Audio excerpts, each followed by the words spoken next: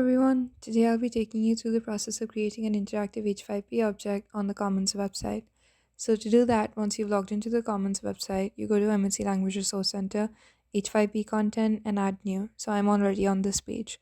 As you can see, there are a lot of kinds of interactive objects that you can create, and you have to download a few, and a few I've already downloaded here, but once you click on get, you can download them within a couple of minutes.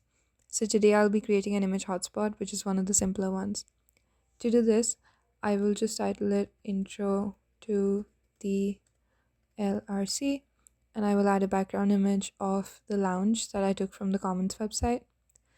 And for the hotspot, I'll use a predefined icon, and I'll use a question mark, and I'll leave it as the color purple. So to position the hotspot, you just take the crosshair and click anywhere on the picture. I will click here, and then I will add an image to that, and I will add a photo of the consultant desk and upload that. And then the optional header is consultant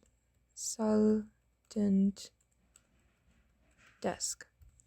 And if someone is using a text to speech reader, then you can add some text here. So I will add an image of the LRC student consultant desk, and then I'll add another hotspot, and over here I'll place it on this corner, and this time it'll be a video. So I'll title this tour of the sorry about that, LRC, and I will add a URL from our YouTube video, and I will just insert that. And then instead of adding more hotspots, I'll just click create, and it will take you to this page. So if you click on this hotspot, it'll be a photo of the consultant desk, and you can click out of that and click here, and it will be a video that you can play of our LRC. And so that's how to create it. And as you can see, it's now in the H5P content on our website, accessible to everyone.